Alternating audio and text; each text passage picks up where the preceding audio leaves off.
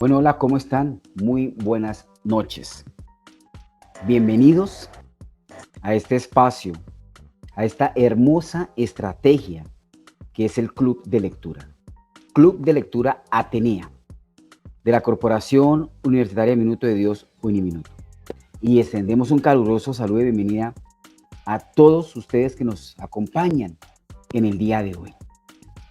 Quiero comentarles en qué consiste el club o en qué consiste la estrategia. Nosotros aquí tenemos unas sesiones por mes, bueno, o por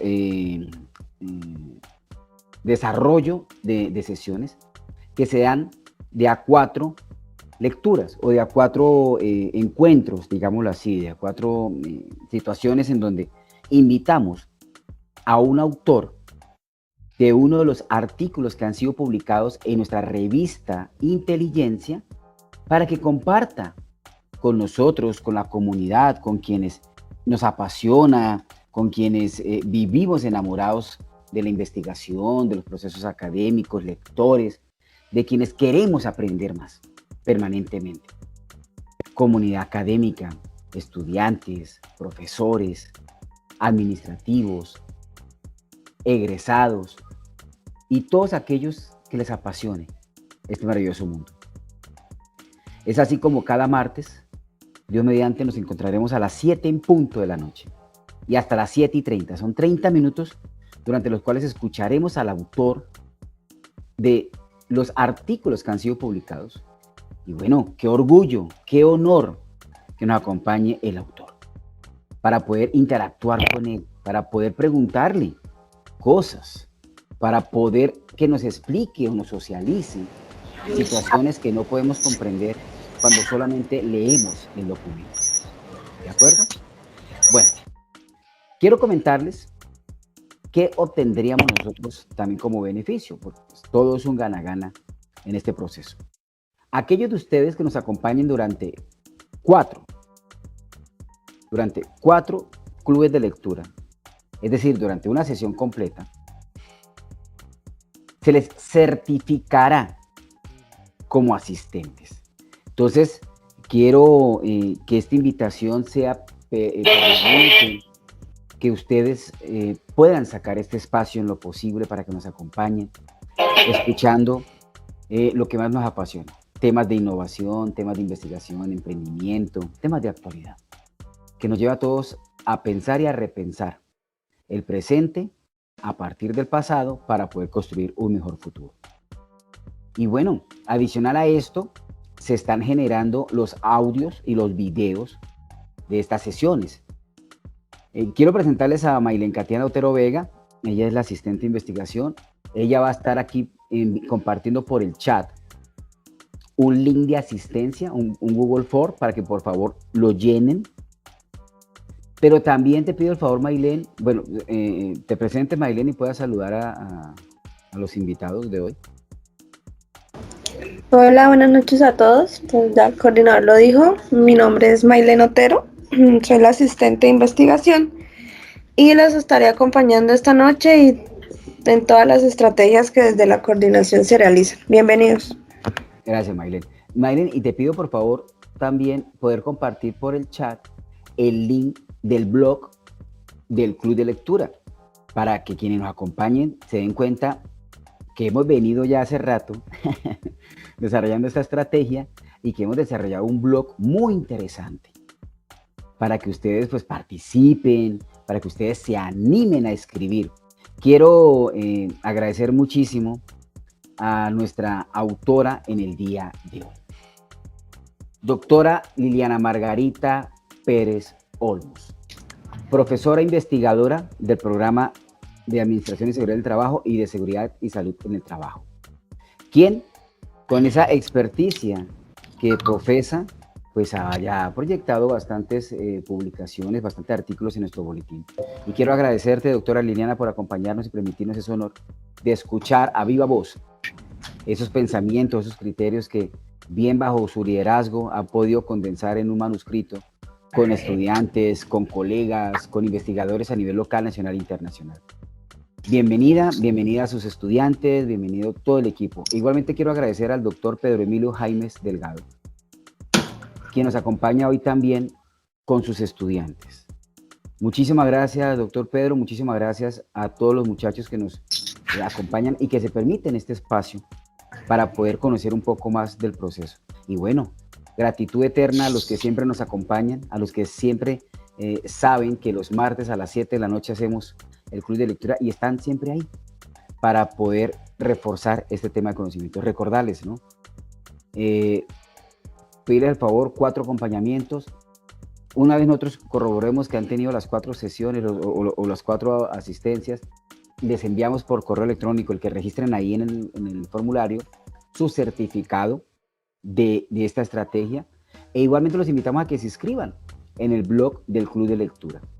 Es un blog muy interesante, es un blog que se está actualizando permanentemente, es un blog establecido para ustedes, para que estemos más cerca. Así estemos todavía de forma virtual o cuando regresemos a forma presencial o híbrida, que este contexto no se pierda hasta el día que podamos, pues se va a seguir realizando y tendremos entonces estas posibilidades de generar esos productos. Para quienes de ustedes quieran leer, se les dará un certificado de participación y adicionalmente pues todos los productos que se generen de esta estrategia. Bueno, sin más, quiero entonces invitar con todo el honor que se merece a la doctora Liliana Margarita Pérez Olmos y bueno, que sea ella misma quien nos dé el honor a nosotros de escucharla en su presentación. Doctora Liliana, bienvenida. Muy buenas noches a todos. Muchas gracias, doctor Oscar, por esta invitación. Realmente son unos escenarios muy interesantes de reflexión frente a todo el ejercicio de investigación que se viene realizando al interior de la universidad a nivel local, regional e internacional. Darle la bienvenida pues a todos los docentes que nos acompañan el día de hoy, a los estudiantes, al doctor Pedro Emilio, como lo comentó el doctor Oscar, que nos acompaña con los estudiantes. Muchas gracias por asistir. Bueno, vamos a contextualizarlos un poco sobre el artículo que vamos a leer en la noche de hoy. Este artículo viene de resultado de un macroproyecto que se realizó en los años 2019, un macroproyecto donde participamos con varios investigadores como lo fue el doctor Oscar, el doctor Pedro Emilio, el profesor Hermes González y mi persona. Es un macroproyecto que participamos a nivel internacional con la Red Latinoamericana de Administración y Negocios, RELAI.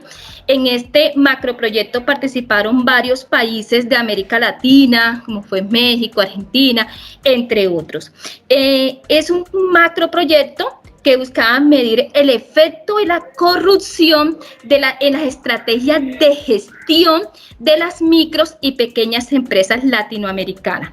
Queríamos hacer este contexto porque es precisamente de ahí donde nace este tema tan interesante y de actualidad, como es la corrupción, ¿cierto? Muchas veces entendemos la corrupción solamente en el ámbito público, pero en la parte privada, en lo civil, también se da, y es lo que han querido los estudiantes de los diferentes semilleros de investigación, en particular el semillero Innova, que también hicieron parte de este interesante macroproyecto internacional, donde ya lo comenté, participaron muchos investigadores, alrededor de 500 investigadores internacionales, más de 102 grupos de investigación, y muchas universidades se unieron para generar un nuevo conocimiento a partir de esta temática que le permita a las organizaciones tener unas estrategias que le permitan minimizar todo lo que es la corrupción y otras temáticas que se dan dentro de este artículo.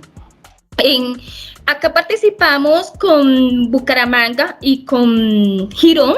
Fueron las 2 ciudades que tomamos a nivel de Colombia para hacer un piloto donde se aplicaron más de 1.500 instrumentos. O sea, fueron muchas las empresas que participaron y algunos de estos datos se incorporan en la propuesta que nos presentan 3 estudiantes del semillero de Innova, estudiantes como ustedes que realizaron este ejercicio a partir de su opción de grado, que plasman ahí todo lo que fue resultado de una gestión de investigación, donde plasman ellos, nos dan unas herramientas interesantes a raíz de un caso práctico que realizan en la empresa donde ellos laboran. Es lo interesante de este artículo y por eso lo queremos compartir con ustedes, porque incorporan elementos del macroproyecto que se realizó y lo llevamos ya a un entorno ya mucho más específico como es la empresa. Me voy a permitir proyectarles el artículo. Por favor, me confirman si ya lo están visualizando. Voy a apagar cámara para que nos concentremos más en ese artículo, en toda esa información que nos presentan los estudiantes del semillero.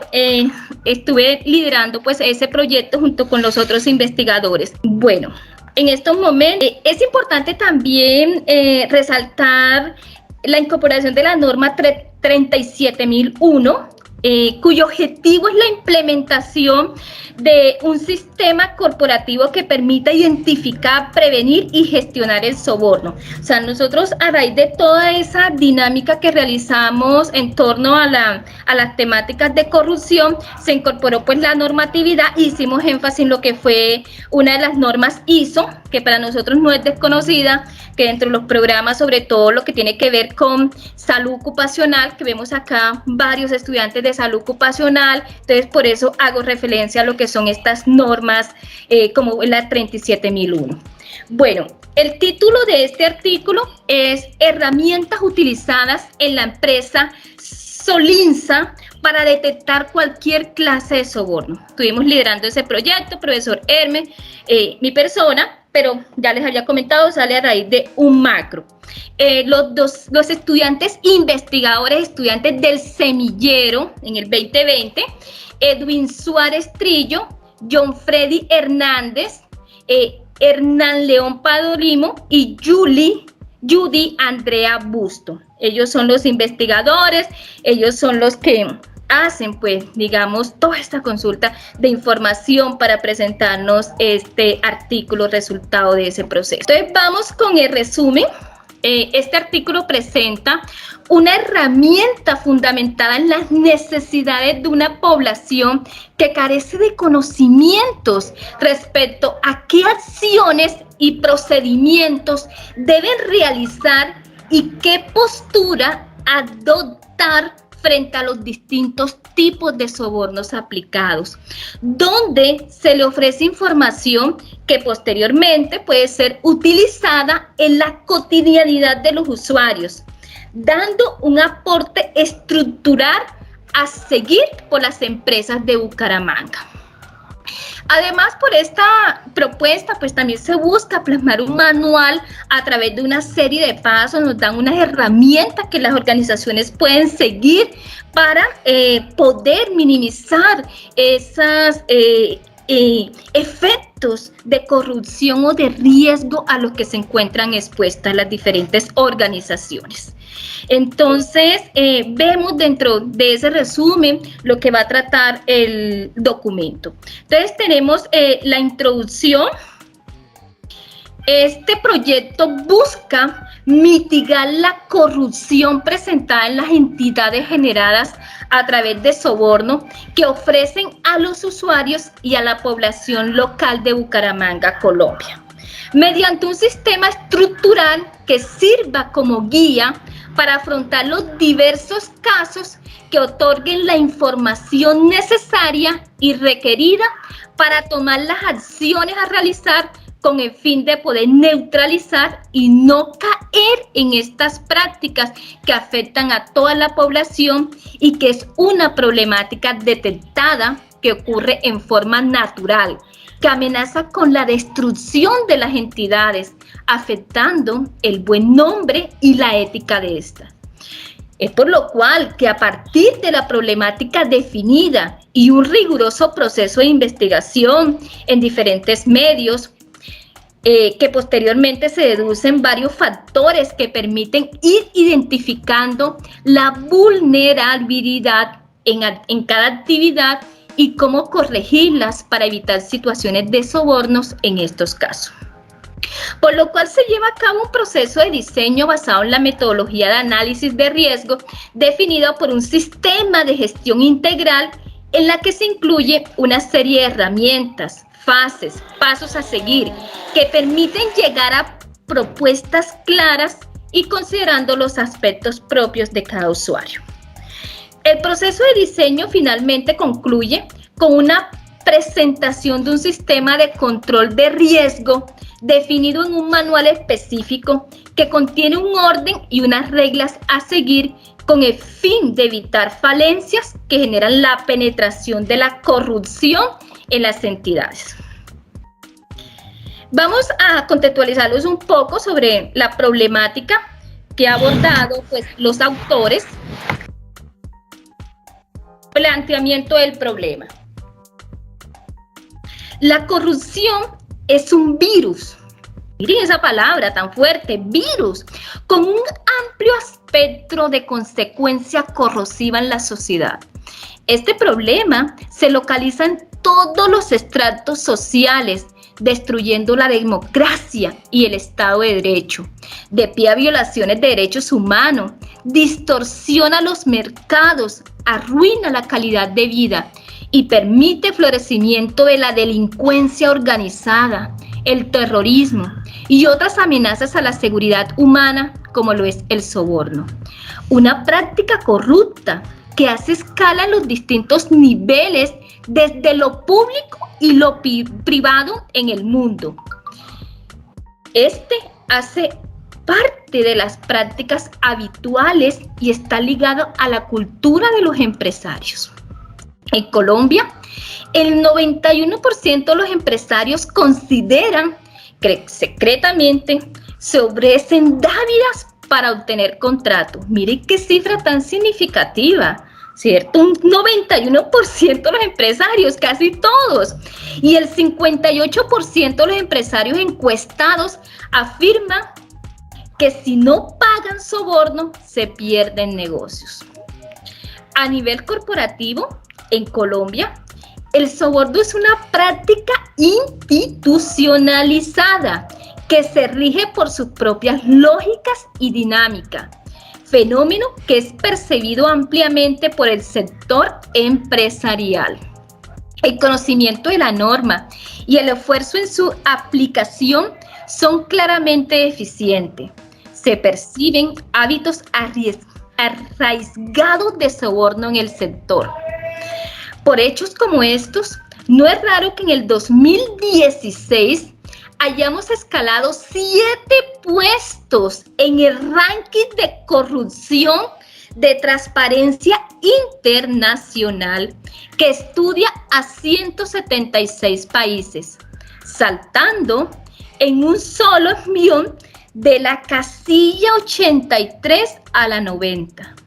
El primero de la lista es el menos corrupto. Y recibimos una calificación de 37 en el índice de percepción de corrupción que se mide en una escala de 0, muy corrupto, a 100, limpio.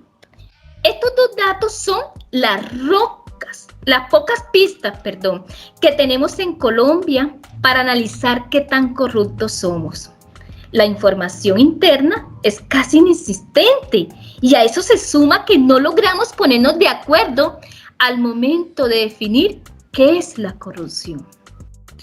En comparación con el 2012, hay una caída de 4 puntos en la implementación de prácticas para combatir el soborno de forma planeada y periódica.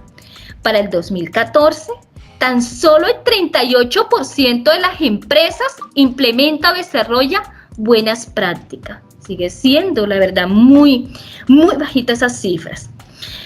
A este retroceso se le suma la disminución de 18 puntos porcentuales de los empresarios que consideran que las prácticas contra el soborno aplicadas por ellas son utilidad para luchar contra ese flagelo, un 49%. Además, llama la atención que entre el 25 y el 43% de los empresarios no implementa ninguna práctica para contrarrestar el soborno en aspectos como contribuciones políticas, donaciones, patrocinios, regalos y gastos de representación. Pocos llevan registros contables sobre estos temas, no definen topes máximos ni evalúan la existencia de posibles conflictos de intereses. Falta resaltar que los datos históricos muestran consecuencias sufridas por algunas compañías a lo largo de su historia, y todo por creer que tenían la operación controlada. Es por ello que los gerentes de las compañías se han preocupado por mantener el funcionamiento de sus negocios, realizando una gestión del riesgo y un tratamiento del mismo. Esa sería la contextualización de la descripción de la problemática que se pretende abordar en este artículo.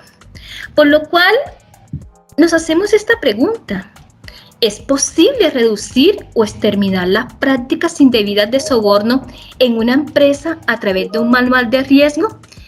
Invito, por favor, al doctor Pedro que continúe con la lectura. Por favor, para que no escuchen solo una voz, y también pues él que nos ha acompañado en todas estas temáticas que son interesantes. Por favor, adelante, doctor Pedro. Bueno, entonces quedaba la doctora Liliana Margarita en la pregunta problema. ¿Es posible reducir o exterminar la práctica indebida de sobornos en una empresa a través de un manual de riesgos? Para ello damos paso a lo que es la justificación dentro de la estructura del proyecto de investigación que habíamos realizado en su momento y que lo traemos a colación en este artículo de resultado de esa investigación. Este artículo busca poner en evidencia el incremento de la corrupción en el país, analizar sus métodos, clases y cómo detectar y asignar correctivos a la práctica específica de la corrupción. A lo largo de la investigación se buscó profundizar en el concepto del soborno y las diferentes variables que han venido afectando el desarrollo del país en los últimos años. Es preciso decir aquí que dentro del Código Penal colombiano, el soborno y la corrupción están tipificados de manera especial y guardan relación directa con otros delitos que van de la mano y que son los que normalmente se presentan, pero en el sector público, en lo que tiene que ver con el peculado y con el cohecho, que son de las prácticas más continuas que se dan en el sector público, pero aquí digamos que en este caso nos estamos refiriendo al sector privado de manera especial y por eso hacemos mención de manera especial a esos dos tipos penales, el de la corrupción y al de soborno, puesto que se destaca que la corrupción afecta a los pobres de manera desproporcionada porque desvía los fondos destinados originalmente al desarrollo, socava las capacidades de los gobiernos para ofrecer servicios básicos, alimenta las desigualdades y la injusticia y disuade la inversión y la ayuda internacional. Una cita tomada de manera textual de un autor que consultamos en su momento, Arango, una producción que hizo en el año 2014. Y déjeme ilustrar, doctora Liliana Margarita, espero que no les incomode a ustedes, los oyentes y participantes en este club de lectura, en situaciones muy cercanas. En días pasados veíamos cómo había una denuncia especial de la pérdida de más de 77.000 millones de pesos que venían destinados de manera especial para mejorar la conectividad en los sitios más lejanos donde nuestros colombianos, donde nuestros niñas y niños de manera especial, donde nuestros estudiantes como ustedes adolecen de una conectividad de manera especial y que el Estado tenía esa necesidad de garantizarlo. Pero infortunadamente, producto de toda una maraña de situaciones, hoy por hoy tenemos dificultades con cerca de 77.000 millones de pesos. Aquí me están haciendo señas de que continúe rápido. El efecto de la corrupción en la contratación de proyectos de infraestructura afecta directamente tanto la economía del país como el desarrollo económico de las empresas proveedoras de materias primas para la ejecución de los contratos. Esto debido a que los recursos entregados por el Estado como anticipos no llegan al destinatario final debido a la desviación de los recursos.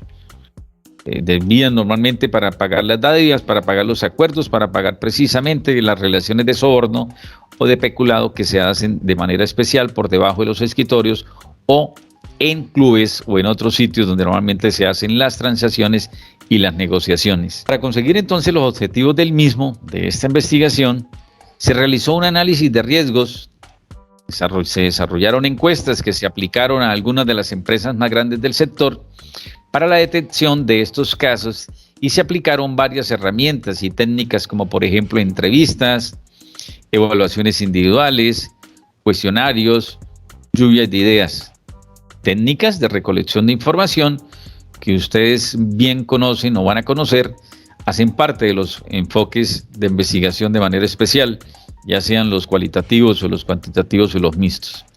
Asimismo, se determinó que es factible utilizar diferentes fuentes de información, tales como registros históricos, experiencias significativas y opiniones que ayudarán a crear e identificar casos para diseñar políticas, procedimientos y actividades para mitigar estos actos indebidos de soborno y corrupción.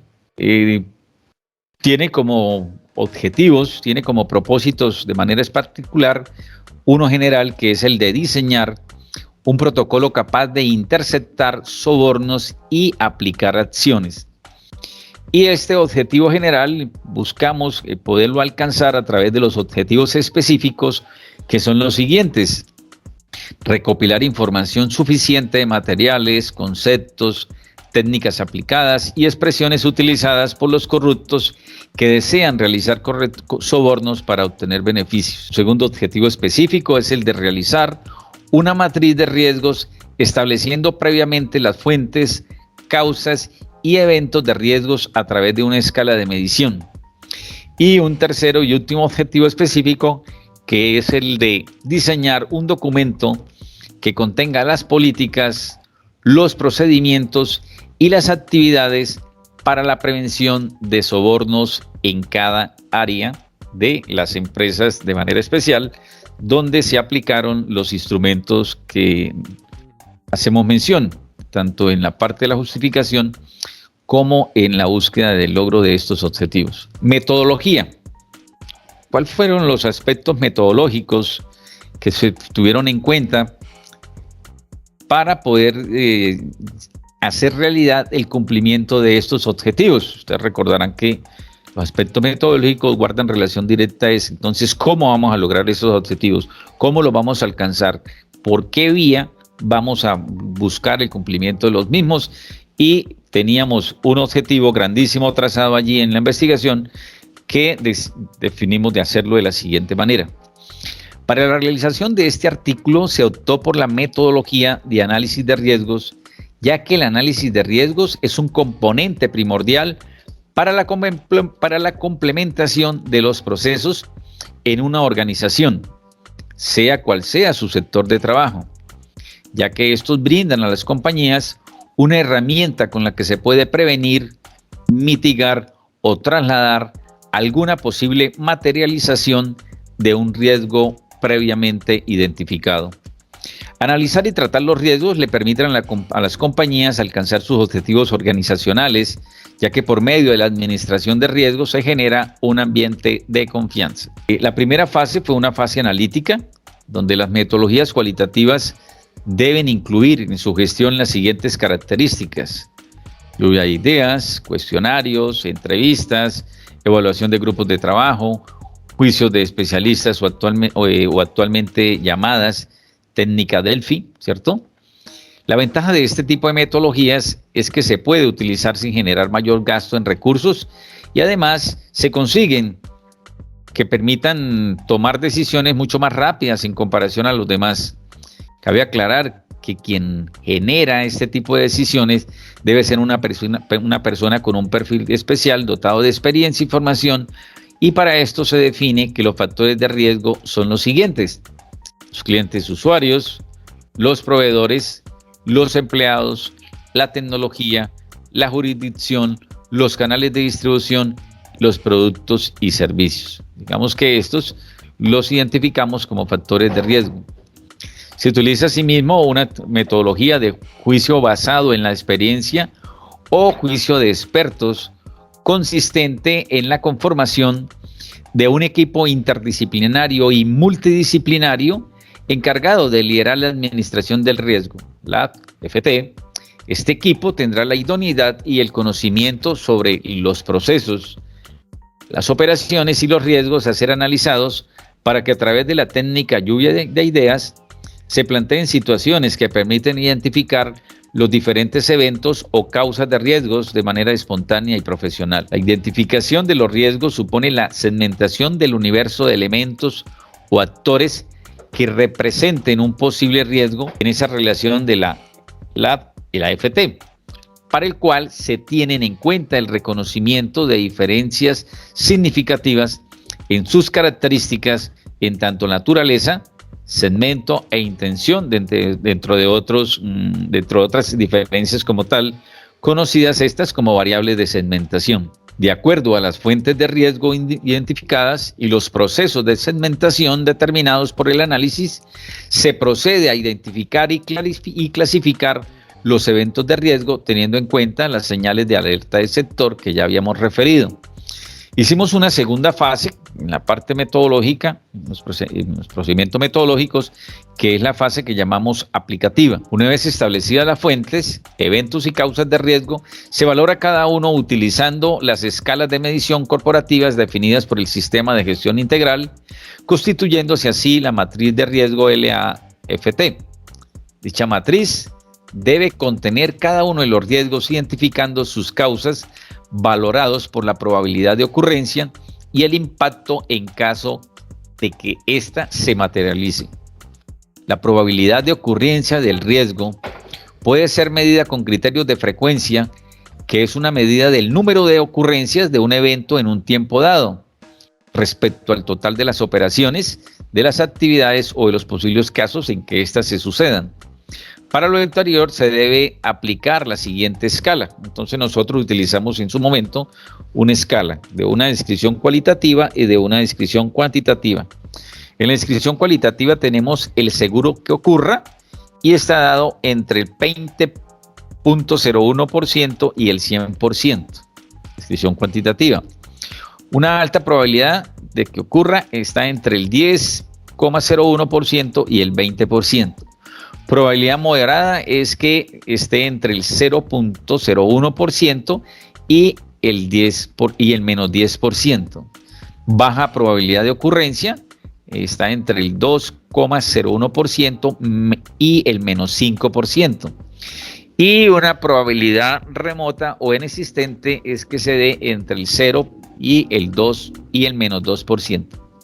Así las cosas, entonces tenemos, señores, que el riesgo puede tener un puntaje de 1, que corresponderá al valor más bajo, es decir, cuando la ocurrencia del evento sea remota o inexistente, hasta alcanzar el puntaje de 5, cuando la ocurrencia del evento sea seguro de que ocurra, es decir, que esté entre el 20 y el 100%. El impacto será medido de acuerdo a las consecuencias que pueda ocasionar en Solinga Sociedad Anónima Simplificada, una SAS, la materialización del riesgo. Allí en esta empresa fue donde se hizo el ejercicio. Para esto se han definido 5 escalas semicuantitativas. Estas escalas están definidas en 4 niveles con puntaje inferior de 3 y un puntaje mayor de 15, que corresponden respectivamente a un impacto mayor y a un impacto catastrófico. La combinación de la probabilidad de ocurrencia y la magnitud del impacto determina el nivel de priorización del riesgo, que será entonces muy alto, alto, moderado, bajo o muy bajo. Digamos las 5 combinaciones de probabilidades de que se dé o no se dé la misma. Finalmente, el riesgo valorado se ubica en la matriz que presentamos en una cuadrito Excel. Y allí para que quienes no lo están observando, sino lo están escuchando, hacemos una tabla en Excel donde colocamos las 2 variables, la probabilidad de ocurrencia y la calificación en la escala de que la misma se dé. relacionado seguro de que ocurra, que sea menor, moderado, mayor o catastrófico, y lo mismo otro cuadrito donde cruzamos las variables y se da entonces el nivel de priorización del riesgo. Allí identificamos entonces que muy alto en rojo, alto en naranja, moderado en amarillo y bajo en azul. Siempre se intenta precisamente colocar esos valores en el cruce de variables, en lo que llamamos nosotros la econometría de regresión lineal, que ponemos en funcionamiento dos variables al mismo tiempo y el relacionamiento de ellas y cómo se pueden dar las probabilidades de ocurrencia o no. Aquí hicimos un ejercicio pequeño de lo que es la regresión lineal en lo que llamamos algunos expertos la econometría como tal. Un nivel de probabilidad de ocurrencia muy alto compromete la viabilidad de la institución, la cristalización del riesgo podría llevarla a su desaparición, a que se declare en bancarrota o a que entre en las condiciones de un proceso de insolvencia, un proceso legal que se llama insolvencia. Las pérdidas son aquí catastróficas, que la destrucción de valor puede decirse que es total y existe muy baja o nula capacidad de respuesta frente al riesgo. Considerábamos que era una probabilidad alta cuando se compromete seriamente la institución. La cristalización del riesgo puede llevarla a una intervención del Estado como garante frente a los terceros afectados. Ustedes saben que hay unos procesos también legales, jurídicos, donde el Estado interviene con su mano invisible, el poder del Estado, ¿cierto? Y ella interviene para intentar garantizar que los terceros afectados no paguen las consecuencias de quienes se prestaron o estuvieron, digamos, metidos en las dinámicas del soborno y de la corrupción. Aquí las pérdidas son muy significativas al punto de poner en duda la viabilidad futura de la institución. Puede decirse que la destrucción de valor es muy significativa. Existe baja o moderada capacidad de respuesta frente al riesgo, pero requiere de un plan de acción inmediato avalado por la alta gerencia. ¿Cuándo decimos de que es un riesgo probable moderado? Cuando compromete a la institución, aunque no tan significativamente. La cristalización del riesgo puede llevarle al reconocimiento de pérdidas que, de no controlarse rápidamente, puede convertirse en un impacto alto. Las pérdidas podrían ser significativas, pero pueden corregirse sin comprometer la viabilidad futura de la institución. Existe capacidad de respuesta. Puede decirse que la destrucción de valor podría ser significativa si no son efectivas las estrategias de mitigación del riesgo. Recuerden, jóvenes estudiantes, los míos en este caso, que una de las fases del proceso de conocimiento dentro de un diseño de investigación es el que exista la predicción. Proyecto de investigación que no tenga en cuenta esa fase es como un proyecto que no existiera, que se hace nomás por hacerlo. Pero uno observa, describe y explica, es para predecir qué pasa con mi objeto de estudio si no le intervengo de manera rápida y efectiva conforme a lo que me dan los resultados de la investigación. El nivel bajo de probabilidad es cuando se compromete a la institución de alguna manera. La cristalización del riesgo puede llevarla al reconocimiento de algunas pérdidas que deben controlarse tácticamente. Existe así la capacidad de reacción que puede planearse para la mitigación del riesgo. De no implementarse medidas correctivas, puede haber futura destrucción de valor de la institución. Y termino esta fase, la segunda fase, la aplicativa, diciendo que la medición y clasificación de los riesgos del soborno y en la empresa Solinga estará a cargo del oficial de cumplimiento, reportando sobre ello a los comités de la Junta Directiva. Bueno, doy paso nuevamente a la doctora Liliana Margarita Pérez Olmos para que no les canse mi voz un poco fuerte, así como... Muchas gracias, doctor Pedro. Bueno, queríamos contarle un poco de estas políticas que establece la empresa Solinsa. En primer lugar, pues rechaza el establecimiento, la renovación de la relación contractual que no cumpla con los requisitos exigidos por la ley. Ellos han establecido eso entre su modelo de estructura organizativa. Igualmente, todos los empleados de la empresa a relacionarse con los proveedores o con los clientes deben asegurarse de que se cumplan los lineamientos descriptivos descritos en el manual y todos los procedimientos que ellos han definido. que es una información relevante, que es una información importante y sobre todo la socialización a todo el personal de la empresa, todo lo que tiene que ver con lavado activo, LA, y todo lo que tiene que ver con la FT, que es la financiación del terrorismo. ¿Cierto? Todo eso lo veíamos, hacíamos al comienzo, énfasis en las normas. Igualmente se prohíbe la realización de actividades, negocios y contratos sin que exista respectivo soporte interno o externo, debidamente fechado y autorizado por quienes intervengan en ellos o quienes lo elaboren.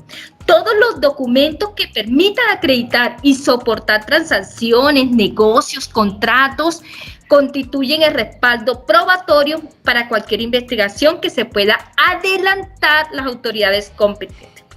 Igualmente, dentro de esas políticas que ellos han incorporado en el interior de la organización, ¿cierto? Tienen unos órganos de buen gobierno, tienen unas políticas para la identificación de todo lo que es el lavado de activos y la financiación del terrorismo, que a veces creemos que estos conceptos, solo se dan, como lo comentábamos, en la parte pública, pero miren, dentro de las organizaciones. Igualmente, hay una política para el control de estos riesgos, a través de un proceso de control de riesgo, donde hay una persona que está destinada precisamente para tener esa relación con los diferentes actores del CERLAC y quienes son los que deben determinar la eficiencia de los procesos y procedimientos establecidos. Igualmente tenemos políticas de seguimiento y monitoreo permanente de los sistemas de lavado de activos y financiación del terrorismo. Ellos han establecido unas políticas para la conservación, manejo, seguridad y actualización de los documentos. Unas políticas para infraestructura tecnológica. Han definido también unos montos máximos para la realización de las operaciones en efectivo. Se estableció una suma que eran 13 millones de pesos con el fin de prevenir ese riesgo asociado al soborno, ¿cierto? El cual deberá propender porque en lo posible se utilicen mecanismos de pago y recaudos a través de los sistemas bancarios. Entre todas esas políticas que ellos han incorporado, pues está el uso del desarrollo tecnológico igualmente bajo unos parámetros establecidos y de seguimiento permanente, monitoreo. Unas normas legales que son importantes, que fueron, importantes dentro de la realización de este documento. Nosotros nos soportamos en las normas, igual pues lo que, estamos en todas estas dinámicas de la seguridad y salud del trabajo, vemos que las normas son fundamentales, ¿cierto? Y todos los ejercicios que realizamos, y hay unas normas particulares, hay unas normas que nos hacen énfasis sobre estas prácticas que se deben realizar, sobre operaciones sospechosas, sobre todo lo que es la evaluación, el riesgo, cómo identificamos ese riesgo.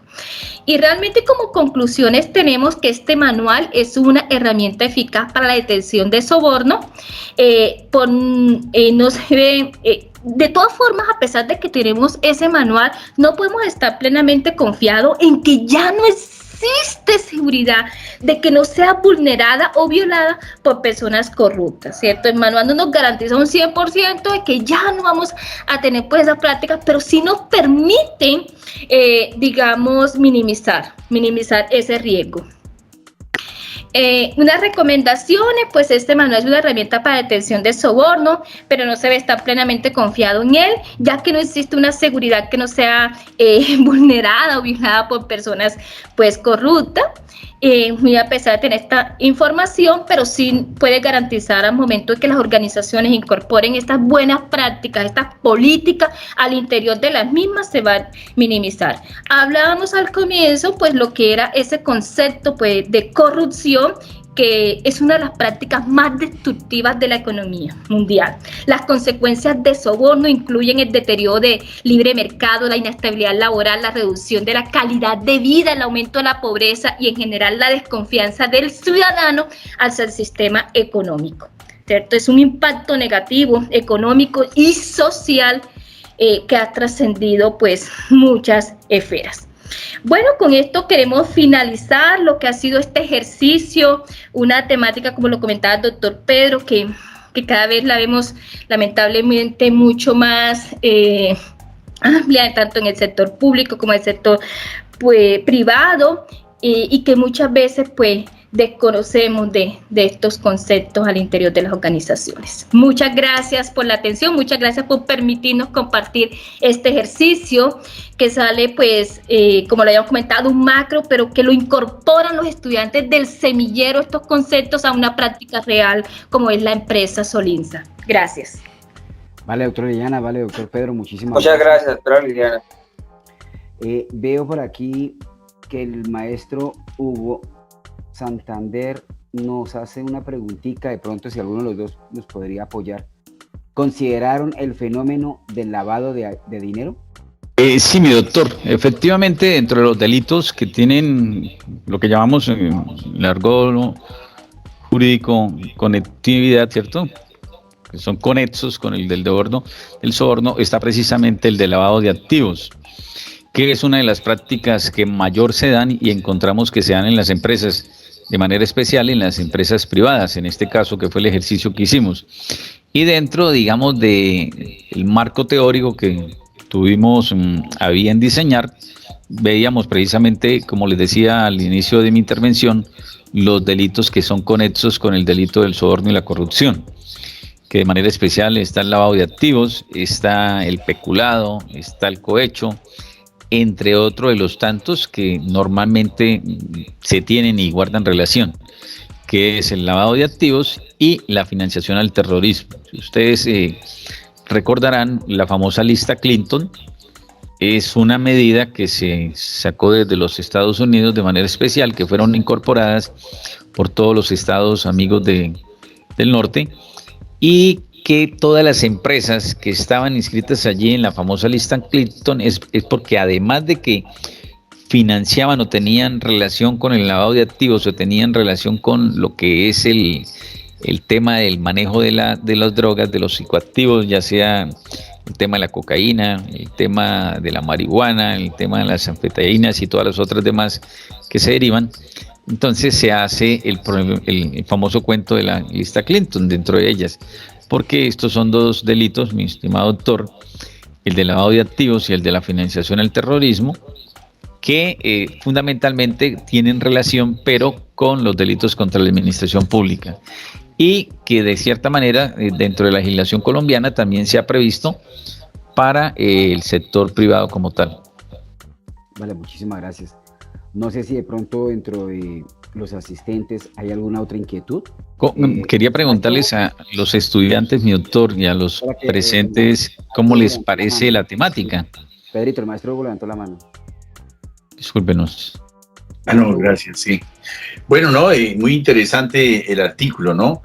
La cuestión que me mencionaba del lavado de activos es porque yo viví desde una empresa la feroz competencia de empresas que lavaban activos y contra quienes no se podían competir, lo que ha causado que muchas empresas honestas tengan que ir a bancarrota y aquellas que participen en ciertos sectores. Eso es algo que es un fenómeno que es un secreto a voces, nadie aquí en el país realmente lo ha abordado, porque cada vez que se aborda es un tabú, que aparecen mucha gente conocida, ¿no? Eso es un problema que obviamente permanecerá soterrado hasta que ocurra algo sustancial a nivel de, yo creo, estructural del gobierno. Pero el otro punto que quería comentarles era acerca de precisamente ese estado de corrupción que es parte integral y que realmente se encuentra en la manera como está estructurado el gobierno en Colombia. O sea, el Estado tiene muchos vacíos de poder. Tocqueville precisamente celebraba de Estados Unidos que era un gobierno donde todos los estados se vigilaban. Estaba basado sobre la desconfianza mutua. Y aquí, tanto en las empresas como en los estamentos públicos y de ahí para arriba, siempre hay, digamos, esos problemas, esas lagunas de poder donde nadie le hace control y quedan personajes que, obviamente, yo entiendo que eso es algo que se ha hablado y se ha tratado de solucionar, ¿no? Pero eso ya sería como más de de la legislación total del Estado. ¿Ustedes consideraron ese problema a nivel, digamos, estructural? Sí, buenas noches, doctor Santander. Todo un gusto poder compartir con usted este espacio. Sí, efectivamente lo planteamos, digamos que en la investigación como tal, en el documento macro, el grande, está prevista y está allí planteado parte de ese tema. Como lo plantea el doctor Santander, es un problema estructural, y ni siquiera es un problema estructural del Estado, sino de la sociedad en sí misma, porque lo vemos a diario en nuestras empresas y lo vemos de manera cotidiana en cada uno de los espacios donde nos movemos, ya sea tanto en el sector público como en el sector privado, ¿cierto? Infortunadamente.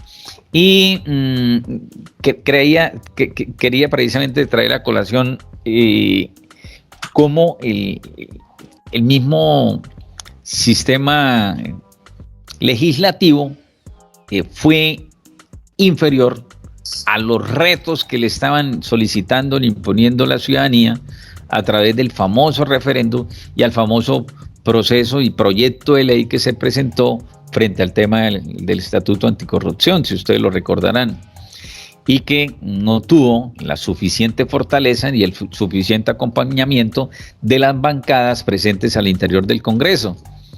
Ni hizo su tránsito completo en el Senado, ni hizo su tránsito completo en la Cámara, y finalmente se hundió dicho proceso que dejó al país y fundamentalmente a la comunidad científica un poco preocupada, porque desde el Estado mismo no se toman los correctivos del caso. Lo mismo lo analizamos, doctor Santander, cuando vemos cómo dentro de la academia no sentamos posiciones y precedentes de tipo ético. Y ya no me refiero entonces al problema estructural del Estado y el Estado-gobierno, no el Estado-nación, sino el Estado-gobierno, porque son totalmente distintos, cuando vemos que nuestros estudiantes con una facilidad hacen uso de autores, de consultas y demás que apropian, y algunos, por la vía del desconocimiento de las normas para la citación, sencillamente lo hacen propio sin ningún tipo de tristeza ni dolor, ¿cierto? Y lo van colocando allí en sus trabajos, en sus ejercicios y en sus investigaciones. Y aquí quiero precisamente darle como este mensaje a mis estudiantes que he traído a compartir con ustedes. El derecho de autor es un tema que tiene que ver con la ética. Y dentro del tema hay algo bien particular, es el tema del derecho patrimonial, el tema del derecho de autor y el tema del derecho especial. Entonces quería como hacer esos comentarios, mi doctor Santander y mi doctor Oscar. No sé si quede satisfecha la respuesta. Claro, sí, ¿no? Y realmente esa es la respuesta. El problema es de la misma sociedad, ¿no? Y Maquiavelo hablaba de la importancia de tener un ejército casi vigilante de los ciudadanos para evitar esos brotes. Es decir, parece que más de la naturaleza humana, no digamos de los colombianos, sino de la naturaleza humana cuando tiene el poder de hacerlo, que es la frase que finalmente dice en la obra de teatro de La muerte y la doncella, que hay una película, el escritor chileno, el autor de esa obra de teatro, ahora se me da el nombre, pero al final el tirano dice eso, lo hice porque pude, porque nadie me vigilaba. Entonces, exactamente. Exacto, y ahí le coloqué... Dostoyevsky lo plantea desde una de sus novelas insignes, ¿no? Desde sus documentos insignes. Doctor Santander, quería decirle cómo hay iniciativas ciudadanas que hoy por hoy están cogiendo auge y vuelo en todos los países del mundo. De manera especial, España hizo una que tiene que ver con Ciudadanos contra la Corrupción 2.0, que se crea la plataforma. Bueno, yo creo que... bueno, bien, ahí envié un enlace de una obrita de teatro que hicimos sobre el tema, donde es una empresa donde todo el mundo roba, donde todo el mundo desfalca, donde incluso los agentes del gobierno vienen a ver qué tajada sacan. Y entre otras cosas, ahí lo que expresé fue muchos escándalos que vi en empresas, pero en los años 70, 80, ¿no? Quedaron ahí expresados. Creo que ahora es mucho más controlado todo eso que antes, al menos a nivel gubernamental, ¿no? Vale, muchachos. Oye, qué interesante. Súper. Hacía rato no nos pasábamos, pero argumentando de forma propositiva qué es lo que nos interesa. Bueno, doctor Oscar, para cerrar y prometo no interrumpir más, pero es que el doctor Santander me hace que recuerde cosas significativas.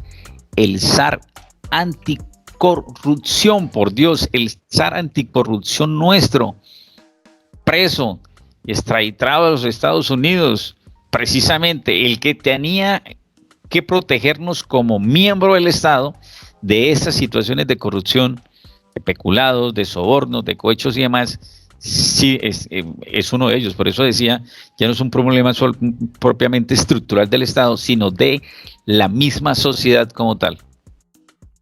Sí, señor, de acuerdo. Bueno, mis queridos muchachos, muchísimas gracias a todos ustedes por habernos acompañado hoy en el Club de Lectura Atenis. Muchísimas gracias por estar muy atentos siempre y por permitir acompañarnos en el desarrollo de estas estrategias que para la gestión de la investigación han sido diseñadas y se están desarrollando desde la Vicerrectoría Regional Santander. Un cordial saludo a todos, un abrazo gigante y muchísimas gracias por su participación.